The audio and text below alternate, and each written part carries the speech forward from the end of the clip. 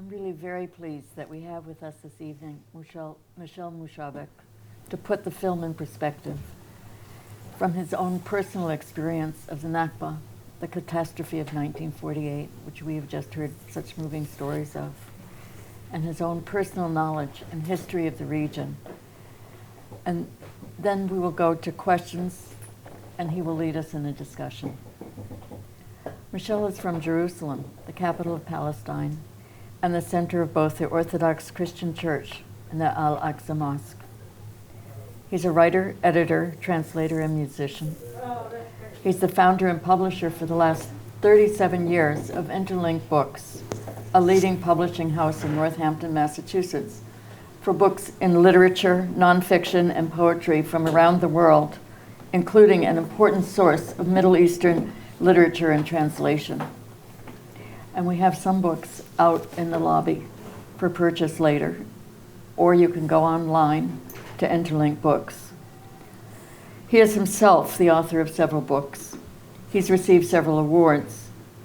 He serves on the board of the Media Education Foundation and on the board for the International Prize for Arabic Fiction.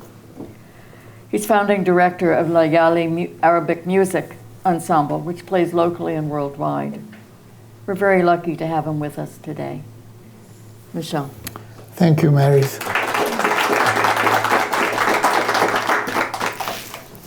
Thank you so much for the introduction, and please thank your sister and her colleague, Fadia Aboud, for this powerful film and for the opportunity to view this film here at East Media. It was very, very moving listening to the stories of the 4 different refugees, Palestinian refugees, who now live in Australia. But as you have seen in this film, 75 years ago, the Jewish state of Israel was established and the Palestinian state of despair and homelessness began. Palestinians, as was mentioned in the film, refer to this day as Al-Nakba, which is a word in English means the catastrophe. The catastrophe that resulted in the ethnic cleansing of over 750,000 Palestinians and the total devastation and destruction of over 530 villages and towns. So May 15, 1948 is a date forever etched in the collective memory of every Palestinian. No one can forget what happened in the run-up of that fateful day. During that time, the world witnessed one of the largest migrations, the largest forced migrations, I should say, in modern history. Today, Israel's founding strategy of the forcible removal of the indigenous population continues. For decades, Palestinians have been prevented from exercising their rights for freedom, equality, self-determination.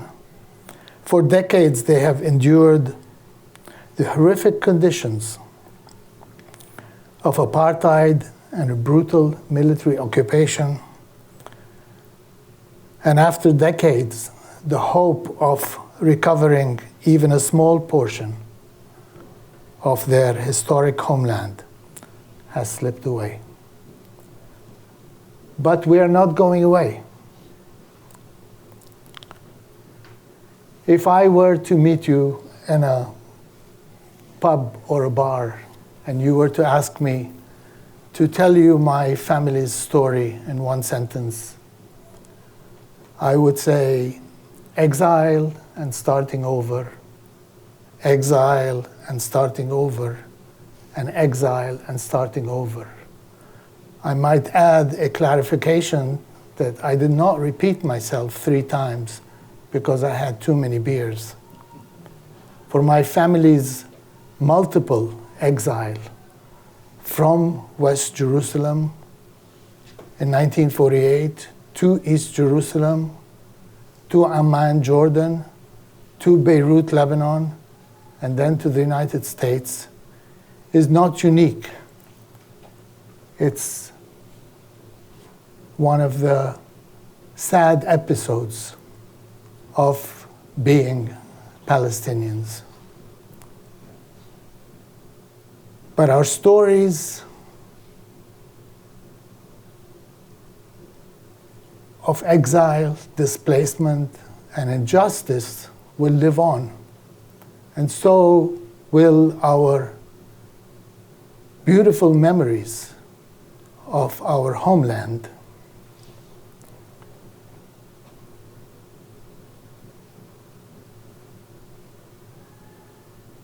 We continue to tell our stories, even though we are often silenced. I come from one of the oldest families, Greek Orthodox Christian families, in the old city of Jerusalem. My grandfather, he was the Mukhtar, and this is an Arabic word that means community leader.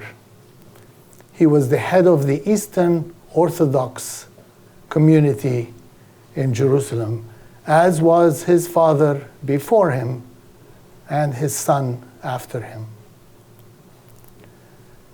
When they were expelled from their home in West Jerusalem,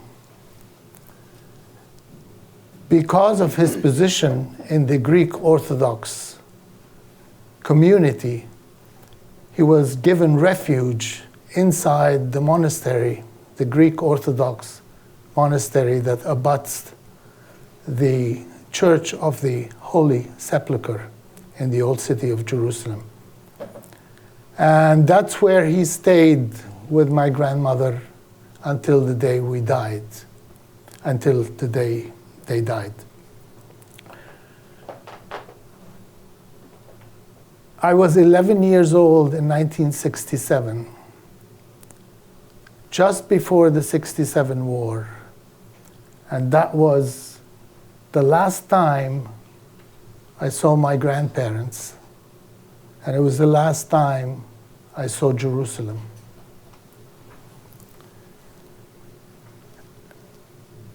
Today,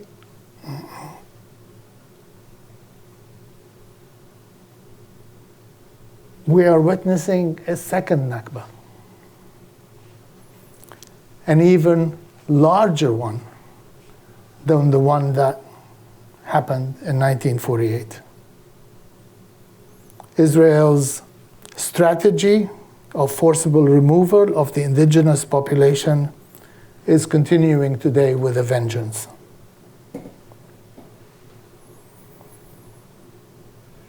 It is devastating to witness the despicable, abhorrent, and unjustifiable killing of innocent civilians. It's really unfathomable. There are no safe places in Gaza today for Palestinians to run to or to take cover from Israel's relentless bombardment that just resumed after a very short so-called pause.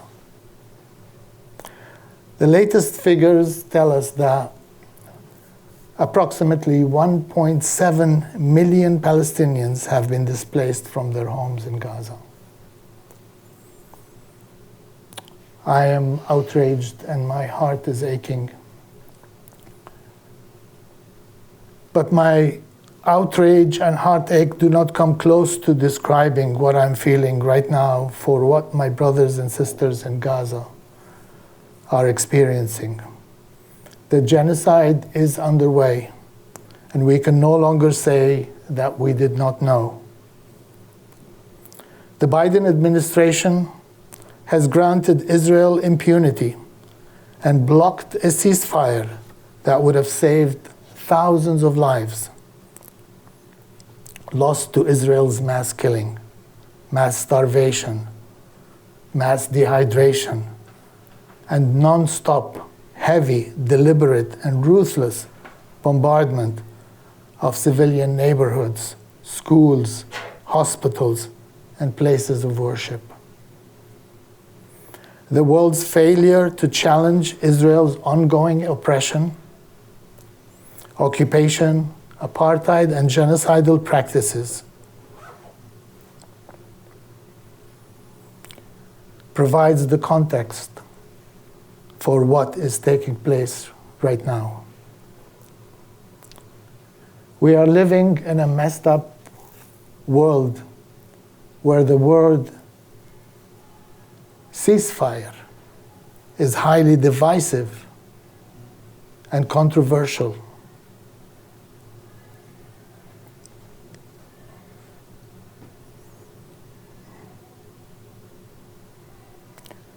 Our elected officials are prioritizing genocide and normalizing death. Their inability to get behind the notion that mass killing, mass displacement, and mass starvation are violations of international law, and that every human life is sacred, is an appalling stain on our collective humanity. Every day is a day too late. As a Palestinian, I wonder what version of international law and international humanitarian law does the US government follow when it fails to prevent the genocidal horror that is taking place in Gaza before our very eyes. What message does it send to the rest of the world when the US is actively helping Israel commit one of the worst crimes in modern history in violation of international law? And how long will our elected officials be able to hold off before they call for a ceasefire? How do they feel as human beings when they see images of dead Palestinian children crushed under the rubble? Palestinian mothers holding their dead babies in their arms. Palestinian fathers weeping as they see their whole family under concrete. By not demanding a ceasefire, the US is telling Israel, we'll always have your back. It's fine to keep killing innocent civilians. It's okay to keep killing journalists, doctors, medical staff, and UN workers. And we will look the other way as you starve people to death. No water, no food, no fuel, no electricity. No problem, as far as we're concerned. We will always say, you didn't mean to, and that you are doing everything you can to minimize civilian casualties. In my view, every government official in the US, in the UK, in the EU, who is not calling for a ceasefire and the end of the carnage should be held accountable for their part in the genocide. Sending billions of dollars in weapons to the Israeli military in order to mercilessly kill and ethnically cleanse more Palestinians amplifies the US's complicity in the atrocities. The tragic loss of Israeli lives on October 7 should not be used as a pretext to launch this genocidal campaign against Palestinians in Gaza. You see, Zionists do not want you to read books or watch films like the ones we have just watched. because books and films humanize Palestinian suffering or reveal to the world the ethnic cleansing or the atrocities that have been committed by Zionist militias before 1948, by the Israeli Defense Forces after the establishment of the State of Israel. Over the years, I, my family members, and my publishing house have been the targets of one Zionist campaign after another to smear our name with accusations of anti-Semitism, to discredit our publishing house, our books, our authors. But each time this has happened, such attempts have failed and backfired.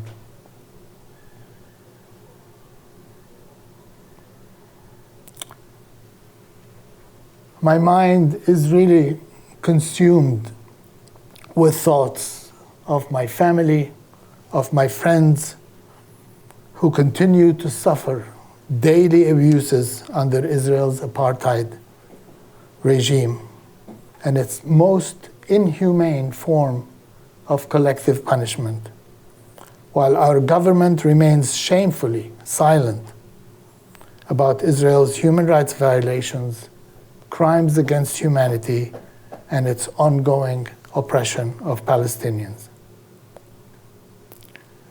See, Israel is actively implementing a strategy I have called often the out-of-state solution. This strategy aims to transfer Palestinians or keep terrorizing them until they give up and leave to neighboring countries, dispossessing them of their homeland. This is what we are witnessing today in Gaza, in the West Bank, and in East Jerusalem. The two-state solution that was promised to the Palestinians during the Oslo Accords is no longer possible. The chances of a one-state solution with equal citizenship rights for everyone are even slimmer, since Zionists insist on keeping Israel a Jewish state with democratic rights for Jews only. So what is left? What's left, and what many in the new extremist Israeli government are in favor of, is driving as many Palestinians as possible out of Israel.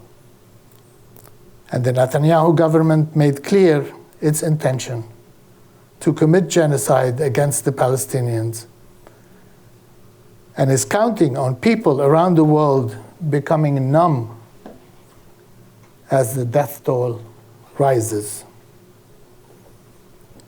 In its latest Gaza bombardment that killed close to 20,000 civilians, over 6,000 children, Israel did not exercise, and I repeat, did not exercise its right to self-defense, as some of our elected officials and the mainstream media outlets would have you believe.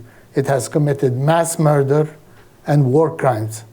It utilized its military might, one of the world's most powerful and dangerously equipped army, air force, and navy, with a large nuclear arsenal against an occupied, crowded population under a suffocating siege for nearly 17 years.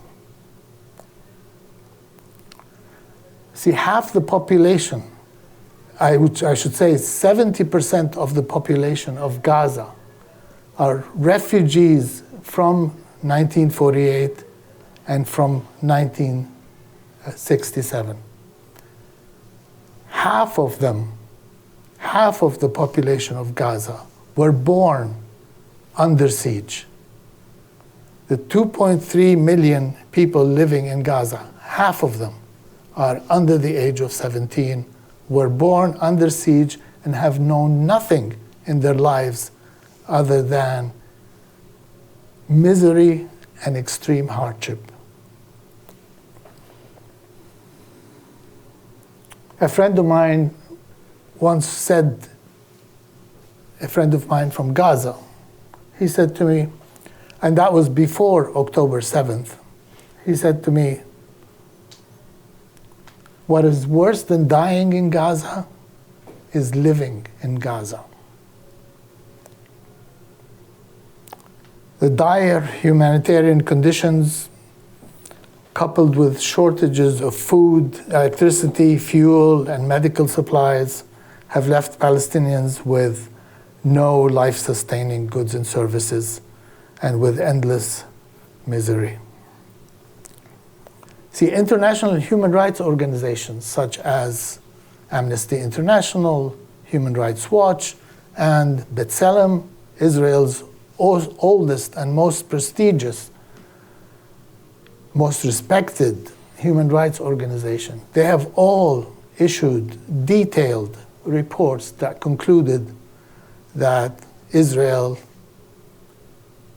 commits crimes of apartheid.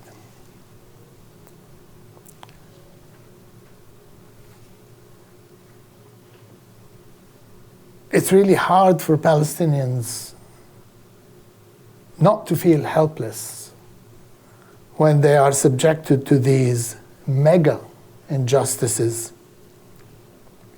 for so long. But they have shown tremendous resilience and are inspired by the collective support of people in the global community. The magnitude of global solidarity with Palestinians shows that people, especially the younger generation, are no longer looking away. Today, Palestinians have more support from people around the world than ever before. I will end by saying that the Nakba did not end in 1948. It continues to impact Palestinians daily, everywhere. And until there is an end to the occupation, until Palestinians get justice, freedom, and equal rights, and until Israel adheres to international law, there can be no hope for peace. Simply put in one sentence, Palestinians want to live in their homes, on their land, with freedom, dignity, and equality, and without fear. It is our duty as US taxpayers to uplift the Palestinian struggle and to demand that our elected officials hold Israel accountable for its atrocities. We should all work for an end to the ongoing US complicity in Israel's denial of Palestinian rights. Israeli historian and colleague scholar Ilan Pappé wrote once, Palestine was not empty, and the Jewish people had homelands. Palestine was colonized, not redeemed, and its people were dispossessed in 1948 rather than leaving voluntarily. Colonized people, even under the UN Charter, have the right to struggle for their liberation. And the successful ending to such a struggle lies in the creation of a democratic state that includes all of its inhabitants. I'm open to questions.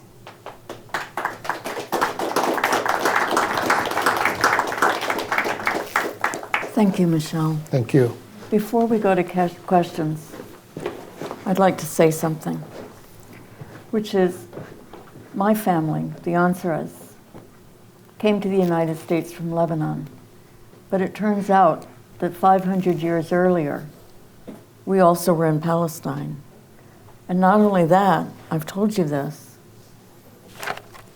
it turns out that we have a connection, which is my family is one of the 12 families entitled to carry the bier of Christ to the Church of the Holy Sepulchre in Jerusalem, where his grandfather and great-grandfather and great-grandfather were muqtars. I had the privilege in 1960, 12 years after 1948, to go to Jerusalem with my father, on pilgrimage really, to the Church of the Holy Sepulchre. And what we found and experienced there was a city of extraordinary peace and community and compassion. My father snuck back into Jerusalem after 1967. He had to go clandestinely because he was not permitted into the country that was now Israel. And he came back in despair. He said that city of peace had been turned into something corrupt, commercialized, full of crime. It was not the Jerusalem that he knew. It was not our Jerusalem. So I want to say that when Israel claims at all that they ever have peaceful intentions, that they ever have a sense of community or humanity, how is that possible then that they have destroyed the peace of Jerusalem that was for everybody? Well, Jerusalem at that time, even during my childhood, even though my family is Greek Orthodox, I myself am an atheist. But when I used to go to Jerusalem,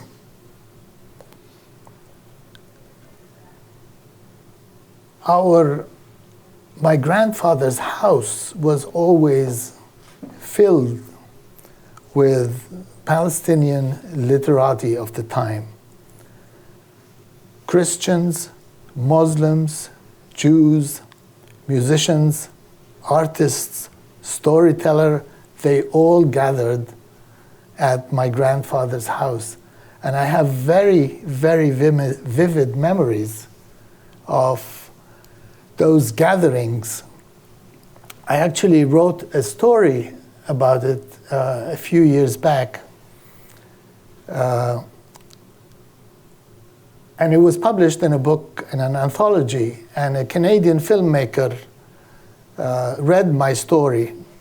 And she called me up one day and she said, you know, I would like to make a film following the footsteps, your footsteps in your story with your grandfather in the old city of Jerusalem.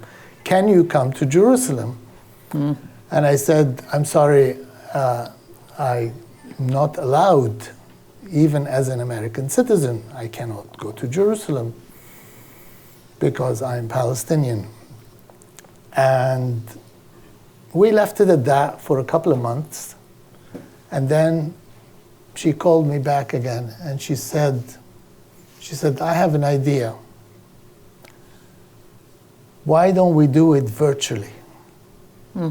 I said, what do you mean? She said, why don't you wait for me with your laptop open and I will Skype you and we will do a film from there. I said, okay. So I waited one day, 8 o'clock in the morning. I waited for the Skype ring on my laptop, and as soon as it came, I switched it on, and all of a sudden I found myself standing in front of Jaffa Gate in the old city of Jerusalem. And the filmmaker was there. She brought with her a Palestinian anthropologist. And I had somebody in my office filming my reactions as we walked through the old city of Jerusalem, following the footsteps in my story. And I can tell you, emotionally, it was like a roller coaster. Yeah. I was there. We walked over to my grandfather's cafe. He used to have a cafe in the old city. We stopped there for a few minutes. Along the way, the anthropologist had my picture on his iPhone, and he would stop people, old folk in the streets, and they would say, "Here, I have Michel Moushabeck with me from America." And his grandfather was the Mukhtar, the community leader here. Do you remember his grandfather? And I can tell you, so many people remembered my grandfather and started telling me stories over Skype, you know. And one really old lady, she said, "Oh, you're in America. My son is in America. He went to Texas. Do you know him?" You know? Yeah. So, and from the cafe, we went to the different streets, you know, going through the market, through, you know, where there are vendors, fruit and vegetable vendors, singing praises, cucumbers as small as your fingers, and prickly pears that melt in your mouth, and so on and so forth. And then they took me to the home inside the Greek Orthodox monastery where my grandparents lived. But so this is, and the film was later released and at the Toronto Film Festival, but yes, I am yet to visit in person Jerusalem, and I have 3 daughters who tell me that they would like me to take them there together, and even though they have been. And my youngest daughter, Maha, she went there and spent a summer at the Jenin Freedom Theater. And she worked there, and on her way back, she knew how attached I am to our home. She went and she grabbed some soil from the ground and she put it in a glass jar and she posted it from Jerusalem, and she gave it to me as a Christmas present that year. Yeah. Can we see the film? You can see the film. Actually, there are clips of it on a website called JerusalemWeAreHere.com. Should we go to questions or should we tell more stories? Do people have questions? Maybe a question will lead to another story. Over here. Thank you both. What an incredible film, and thank you, Michel. The way you both speak about Jerusalem makes me think of the way Bosnians spoke about Sarajevo, you know, before the Serbs set siege to Sarajevo. Today I was listening to a live stream by the Electronic Intifada, and Ali Abu Nima and others were talking about the sort of manufactured consent that the Israelis are working so hard on through their lies about what happened on October 7th. All the lies that I'm sure you all have heard about the rapes, the beheaded babies, all the rest of it. And I'm just wondering if you have any advice for us about how to counteract that manufactured consent when we encounter it, you know, during our activism here in the U.S. I would start by saying you are absolutely right about this manufacturing consent, and I can tell you that the corporate media in America is very much complicit in what we are witnessing today. They're no better than the US government. The corporate media in the United States has a Palestine problem, and a pro-Israeli bias. There's no doubt about that. We are accustomed to hearing in the US media how they amplify Israeli narratives, such as Netanyahu's assertion that Israel is fighting within the constraints of international law. Israel is doing its best to minimize civilian casualties. There is a command center under Al-Shifa Hospital for Hamas and all that. All this. It seems to me, when I listen to different media outlets, different anchors reporting about the same thing, it's as if they get their talking points from the Israeli lobby and that they are really reading from the same script. It's astounding, you know. They do not give any context to what is happening. They do not show the Palestinian perspective, and they actually silence Palestinian voices. Even when they do appear, they get cut off from the programs. I know that. I've heard it from my friend Noura Erakat, who was on a program, and then her segment was completely cut off. What about the person who was just fired from MSNBC? Yes, yeah. So it is.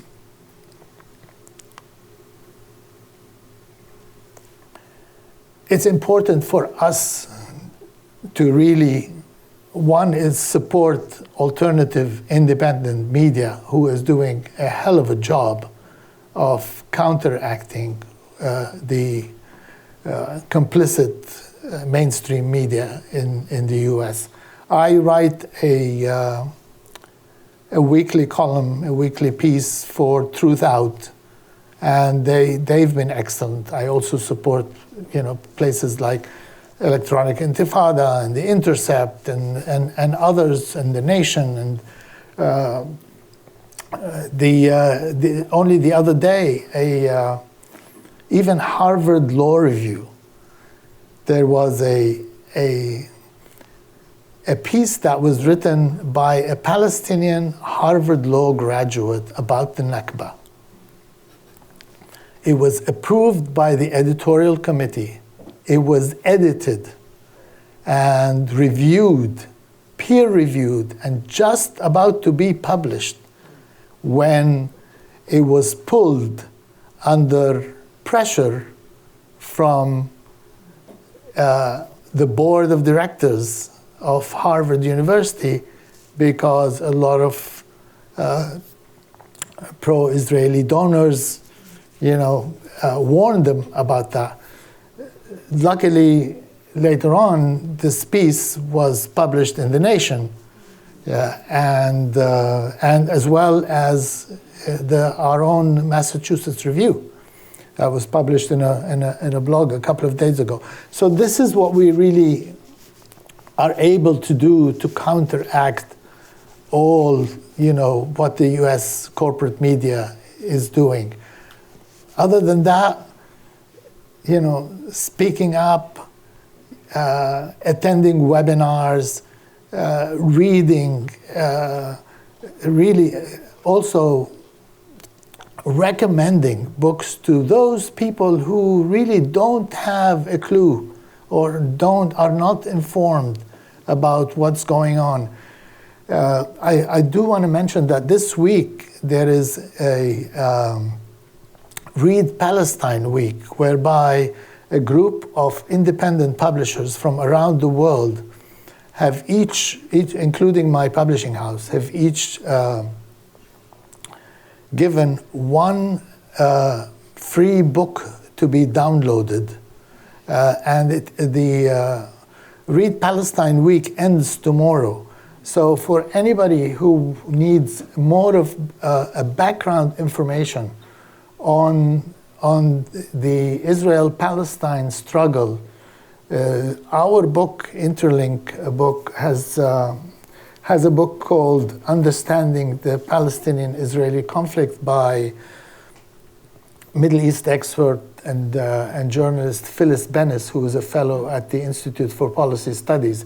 This is available for a free download until the end of the day tomorrow. So you can go to readpalestine.org, and there are approximately 30 books on Palestinian history, on culture, on literature, so on and so forth, that you can download. So this is also one way of counteracting all this manufactured consent. I'd like to add something else to that. I was really pleased that at yesterday's rally in Northampton, Rachel Weber of Jewish Voice for Peace took the time to talk about the history of Zionism and the history of the founding of Israel. And I think that that's not something we usually expect at a rally, but I think it's something very important. And I really am grateful to her and to Jewish Voice for Peace for doing that, as well as for all the standouts and rallies that they have been organizing 3 times a week. I also want to recommend to people the Arabic Hour, which has really useful and important interviews now currently on the situation in Gaza with Phyllis Bennis, with doctors who've been working there and understand the situation on the ground, with history. They had a segment on by somebody who's a former UN rapporteur and is an expert in international law at a university in Canada, detailing step by step the actual legalities of the violations of Israel. And I'm actually hoping that we can carry some of those segments here on Easthampton Community Television. It's a program of the Boston Arab American community that's been going since 1981. You know, if I may add also, the one thing that a lot of people do not know, that because of course you've been hearing in demonstrations these days, from the river to the sea, Palestine will be free. And of course, many, and especially I've heard a lot of elected officials say that this statement is anti-Semitic.